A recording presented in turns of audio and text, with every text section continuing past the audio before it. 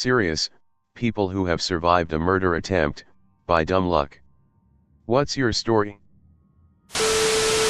I was riding in a train across Eastern Europe. I was running low on money, and even though I had been warned that a woman should not travel alone in second-class seating, I did not spring for first class. I was sitting alone in one of the compartments that seats 6. This was also a mistake, and a very stupid one, to sit alone. Eventually the train stopped and a man got on. He was very drunk. He came into my compartment and I guess thought I looked like his ex-wife. He attacked me. If it were not for the fact that this particular station was the border between two countries, I would be dead. Instead, border patrol from both countries were on the train, and while I was unable to scream, the door was open and at least a half a dozen uniformed men jumped him and saved me. I was in the hospital for a little while but recovered. At one point during the trial, one of the cops asked me if I wanted him and his buddies to hold the guy down while I hit him. I thought he was joking. So I said, "No, go ahead, you do it." I was also joking. But it turns out they took it seriously and were about to. I did put a stop to that at least. But they were so offended that someone from their country would attack a young female American tourist. They were furious with him. So many people there depended upon tourism. I grew up in Ukraine. That guy probably got beat up later, lol. No doubt, he got his ass kicked as soon as the trial was over. I was 15 and outside in my garage petting my cat. It was November, so it was already dark by 5 p.m. Someone opened the door behind me without me hearing, grabbed me by my ponytail and starting dragging me outside. They hit me on my head with a brick and knocked me out. Pulled me halfway around my house when, I'm guessing this is when, they stabbed me on the left side of my stomach. This must have brought me out of my daze, because my mom said she heard me scream from inside where she and my brother and sister were in the kitchen. They came out the front door and saw me bleeding out on the sidewalk, called 911. Had 12 stitches, double layer, and a severe concussion, and whiplash. Didn't eat and hardly slept for a week. They never found them. I, 18F back then, now 25, was on my way home at night after meeting a friend. My home was just 10 minutes away from the train station. After a few minutes I felt someone following me. No big deal, I toughed, just someone else walking home. But I started walking faster. I realized the person behind me was catching up. Weird. In my head I started to make up scenarios of how to defend myself if the person would attack me. Never would I think of this to actually happen. Well, until I felt something on the back of my head, hitting me hard. I went furious. I turned around and attacked the guy. My mind was just full of anger towards the stranger who, what I thought, hit me. We were wrestling until I fell on the ground. He was sitting on top of me, strangling me. I tried to crawl my nails into his eyes as deep as I could, but I started to black out. Suddenly there was this tuft in my head, "Wake up, or you will die." Well, adrenaline kicked in again and I opened my eyes and screamed of the top of my lungs, attacking him again. That helped. He stood up and began to run. I lay there for a few seconds, then I started to run home, still screaming. My mom was already at our door and opened for me because my screams woke her up, or her mother's senses, who knows. She immediately called the cops and they could arrest him on the same night. It turned out that he actually shot me in my head from behind. They assumed that the gun didn't work properly, the bullet didn't penetrate my skull and stuck in there, but as far as I know they never found out why the gun misfired. I'm glad though. He told the cops that he already followed me a few times in the past, but never had the guts to do it. He wanted to kill me and rape my dead body. I know that's a wild story. I have some Swiss newspaper articles as a source if someone cares though. Chilling with the brothers drinking at a park. As we drive off to leave, a car coming our way almost hits us. Driver obviously reacts like WTF and I guess the other car noticed. They turned around and caught up to us at a stop sign. Other driver asked if we had a problem, we told them stop driving like assholes. Then their back window rolls down and two guys in the back draw Glocks with drum magazines. We just kind of froze up at first, but then our driver pulled off hastily. Later found out those guys got arrested for shooting someone else that same day. That sounds like something straight out of Pulp Fiction. Similar thing happened to my buddy last week, but on the highway. My friend's retarded though, and instead of running, decided to get him to pull over, then rant and scream at the dude about how freaking stupid he is for pulling a gun on the highway over getting. Mine's not extreme by any chance, but a couple of years ago my brother and I went to walk the dog at like 11 p.m. We left through the side gate, live on a corner, and right as we exit I see this weird looking dude at the corner of the footpath walking weirdly towards us. Got bad vibes and told my brother to get the dog and get back inside. This dude is walking kind of side on and hiding something in his hand behind his back. As I'm getting my brother through the gate, the dude says something like, "Oi mate, can I come in? I need a blanket, I'm freezing." I just ignored him and went inside and locked the door. We then get a call from the people who live 2 doors up. The same dude knocked on their door and their 10-year-old son opened it to see the dude holding a fucking hatchet. Anyway, I'm glad I went with my gut on that one. Okay, but is the kid and family okay? If they could call him I would say yes. Should have clarified in the op. When the kid opened the door he saw the dude with the hatchet and slammed the door shut straight away. Dude then walked up to my house, so I must have left only like half a minute after the kid saw the dude. If you're from the area I'm from, this will probably sound familiar. But I got absolutely blackout drunk at an end of the year / graduation party and ended up having to get taken home early.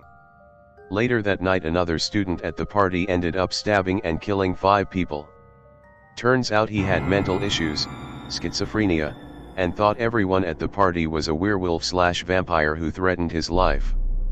He never went to jail but ended up being found non-criminally responsible instead. Definitely remember this one. I live about a block away from where it happened. Terrible thing, I'm sorry you were involved. As lucky as I feel. I don't feel lucky when I think about it. 3 of those kids were people I grew up with. My supposed best friend decided that my wife and I were too perfect. Therefore it must all be an act, and I was obviously abusing her. He was at our house after I made an awesome dinner and we were having fun drinking and singing karaoke. I went to the kitchen to put some glasses away, came back, and leaned on the couch with him slightly behind me to the left of me. Then I heard a thunk and felt an amazing amount of pain on the top of my head. He had picked up the whiskey bottle on the table and smashed it into my skull. I was very confused as to WTF was happening. Then the blood started pouring. I didn't want to get blood everywhere, so I went to the kitchen. Dude is pacing back and forth saying weird shit. I thought about my gun, which was close by, but I wasn't thinking quite straight. He left. I had a huge concussion and still suffer side effects from it. My number 2 goal in life is to live longer than that asshat just so I can defecate on his grave. What happened with him? Is he in jail? Absolutely nothing. The legal system let me down big time. They called him and asked what happened, and that was all. They wouldn't even grant me a restraining. Well, my mom got mad at me when I was 20 and I didn't give her money for her birthday, which I'm assuming was to pay off drug dealers of hers, so she stabbed me between the ribs. Ended up getting stuck in the bone and had to get it taken out in surgery. I was doing volunteer work in Central America, working in a really bad area of the capital city. It was a slum built on top of the city's garbage dump.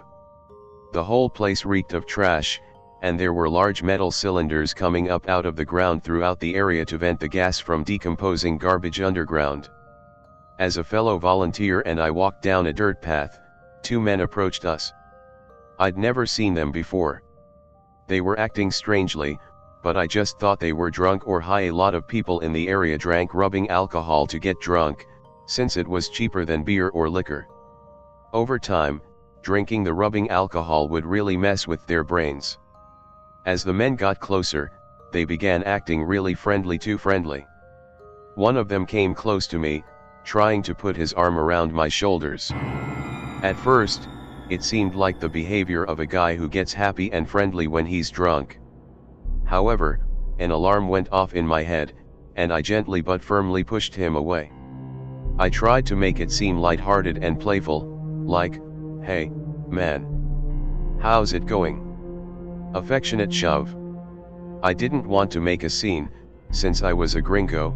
I didn't want to seem like an ugly American. This went on over and over down the whole path. He'd get close, I'd shove him off, he'd come close again. Finally, my friend and I came to a fork in the path, and we went one way while they went another. After we got to the house of some people we knew, we told them about the two guys. I was so focused on protecting myself, I didn't even notice much of what was happening with the other guy. They said, "Oh, everyone around here knows him. That's his routine. He comes up to people, pretends to be friendly, puts his arm around them, then pulls out his knife and stabs them in the stomach." I was that close to getting stabbed to death. I was exiting a bar once after last call and was with a friend who was a medic. We saw a girl laying in a snowbank near a telephone pole who had just been hit by a car. We ran over and tried to help her. Some others were already on the phone with 911 and I, not having any medical training, didn't have anything to contribute but didn't want to just leave. The whole situation was concerning. I turn around for a second and start to hear people screaming. I turn around, a minivan was heading for us, the few people around this woman.